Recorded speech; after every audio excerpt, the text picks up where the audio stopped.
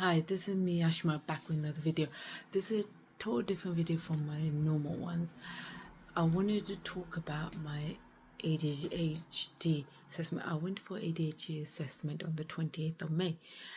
I waited 2.5 to 3 years for it. And basically, they did a video call on the laptop. And it was meant to be 3 hours. It just took 1.5 hours. So before I did the assessment, they emailed me a sheet that I have to answer questions, and then they gave me another one that I have to get somebody who knows me for a long time to do it, like a family member. So my sister did that for me. And then, so what they did, they said that we need to go to school and get records and contact your GP and stuff. And they asked permission, and I said yeah. So they got my school records and everything. So they asked me different questions and stuff about, like, just asked me different questions about my behaviors and all this, and if it links up with my school and everything. They asked about my school, and they basically, how I was feeling. I was so nervous in the beginning, because I don't like situations where I get one-to-one and I get on question. I get nervous and overwhelmed, but even though I know I'm not in trouble, it's just the way it is. My manager knows this, lots of people know this, and so I had my fidgets and everything on me. I was calm and stuff. So after they asked all the questions and stuff, they said, "Are you free on the 30th of May?" And I was like, Saturday 30th of May. I said yes. So they said, "We'll do a feedback and give you your results," because they need a day to calculate all, even with school record stuff. And then then I was like, okay. So then they did another video call on 30th of May, and they told me, you are ADHD, you have ADHD. And I was like, okay. So I was just a bit like, all right, that's fine. It is what it is. I expected it. And then they said that if you want, you got two options. You can take the medication or the therapy. There's a special therapy for, like you talk about, but for ADHD, to how to like organize things, how to help manage your ADHD, and they will talk about like how to organize whatever's affecting you. And so they invited me to go for the therapy before going for the medication, because they said, if I thought you're really so bad that you read that it's affecting your whole life, then I would say medication, but it wasn't affecting my whole life. So they said go for a therapy route, and if it's not helping me, then I'll think about the medication route, but I don't want to go through that route if I don't need to. But let's see. And then they told me I was misdiagnosed for autism. So I was like, well, what do you mean I was misdiagnosed for autism? So they said that basically ADHD and autism clash. So there's so many similarities. But I said I get overwhelmed, I fix it and things. They said, but that's ADHD as well. And they said most of the things that I fixate on things, I basically I get overwhelmed with certain things. They are 95% of those things. They said they are actually is ADHD, and people think it's autism. Autism is more like you focus on one thing and only one thing. But I said I do have times that I can focus on one thing and then I shift. But they said, do you have situations that you focus on one thing and then you go to the next thing and the next? I said, yes, I've had that. They said, that's more ADHD. Autism is that you fixate on that and you're only on that. And I was like, oh, okay. So basically when they told me this, I was like, okay, that's fine. And they said, if you want, you can get retested. And they told me to go to GP. So they said, I said, okay. And so they told my GP, and the GP have taken it off my medical record about autism. And now the ADHD will go on my medical record after I get the letter and everything. So I'm waiting for the therapy thing, and let's see how it goes. And I will tell you the journey of that one.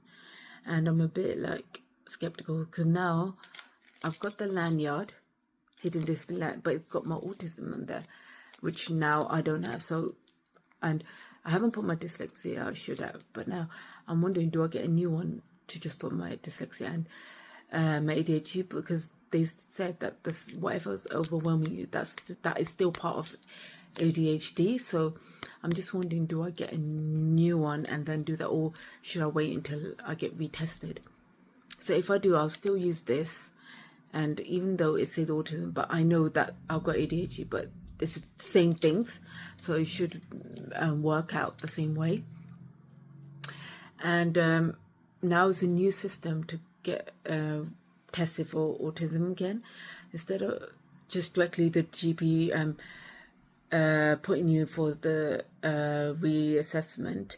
You have to now do this, fill out this questionnaire, and then send it to, then you have to print it and give it to your GP, and then the GP will decide if you are eligible for a reassessment, for any assessment for autism. So then I'll end up waiting 2.5 to 3 years again. And yeah, it's going to be that kind of thing. But loads of people said I should get retested just to double check. But I'll see, and then I'll decide. And if that's the case, that's fine. And if I have it, I have it. If I don't, that's fine. So this is just going to mess up my, because I applied for cancer, it's going to mess up. And let's see how it would work, and which is fine. It is what it is. But at least I'm happy in that. If I don't have autism, I'm happy. At least I know. But because they said, everything that you are symptom is actually all ADHD. That doesn't link to, it can link to autism, but it's not. It's basically all ADHD. So I was like, okay, so that's fine, because they said you can do eye contact, you can do certain things. I said yes. It's only like other things. They said that's all ADHD. So I was like, okay, so then I was like, that's fine and everything, but it explains a lot, because my brain goes zoom zoom all the time. I'm fidgeting a lot, and like I've had like some days that if I get overwhelmed, so the fidgets help. So that makes sense, and that helps. So now I know I'm basically have ADHD and all that. It's fine. And I want to explain something to people. ADHD is not a trend. Please stop putting it as a trend, like it's a fashion thing. If you have it, that's fine, but please stop pretending or trying to get diagnosed for something you don't have. If you definitely think you have it, that's fine, but don't look up symptoms and pretend you have it, because I've seen it, people doing this, and I've realized somebody I know who did this, who looked up the symptoms and started and said, oh, I think I got it, and then they have not got it, because they started like pretending to fidget and pretending to do certain things, and I say to them, don't do those things, because it's not good. Because why do you want to have a label if you don't have that thing? And then when they went and they got assessed and stuff right before me, and then they said, yeah, you don't have it, because they said, you're right, I shouldn't play up, and they said, and because they didn't play up, they don't have it. And they found out, yes, I actually don't have it, because none of the things work on them, because they don't fidget, they don't move the brain not 9 So I told them, just don't do things for the sake of it and stuff. It's not worth it. If you have it, yes, but if you don't have it and they end up putting you on medication that you don't even need, yeah, so it can maybe mess up your brain. If you don't need that medication, you don't need, so don't put a label on it. It's not a trend, it's not fashionable. You think I want to be neurodivergent? No, my brain keeps on going all the time. Sometimes I can crash and have a hard time and get overwhelmed so bad, and it makes dating really difficult, because I always wonder how the people are going to handle my hyperness, or when I go down and I get overwhelmed and stuff. It is, and I have to handle when people see me with fidget. So I wouldn't advise anyone to do that. But if you do have it, don't worry about it. Just think of your brain is basically, think of it, your brain is like wired differently, and you're fine. Look, I'm living my normal life. I'm happy and everything. Yes, I have my ups and downs, but that's part of it.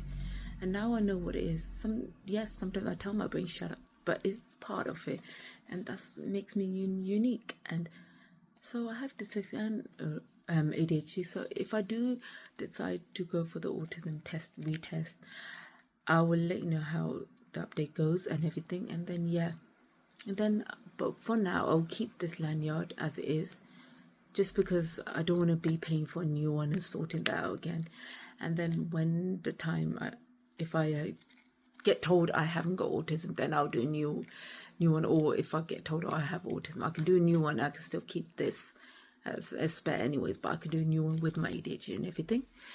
But yeah, so, and I'll let you know when I get my therapy for ADHD, how it goes and everything, and if it's really worth doing it and stuff. But don't worry, and it's like life is the way it is.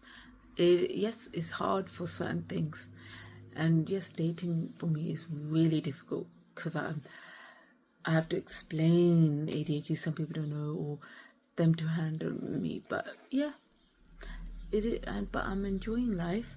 I'm living it every moment as it is. But welcome to ADHD. Thank you for listening. And anytime if I feel anything that can help people with ADHD, that I'm going to learn more and I'm going to focus more on things. And if I notice it, and if I think anything that I think could help people, I will let you know, because there are some stuff that I think could help, that helped me. But this is only for ADHD and stuff, because dyslexia is different, but for ADHD I can tell you some stuff that helped me. If it will help you, then why not share it and let people know, because I will, and why not, it will help people, then that's the best thing. But thank you for listening. I just wanted to tell you my journey of as a neurodivergent. That, yeah, thank you for listening. Bye.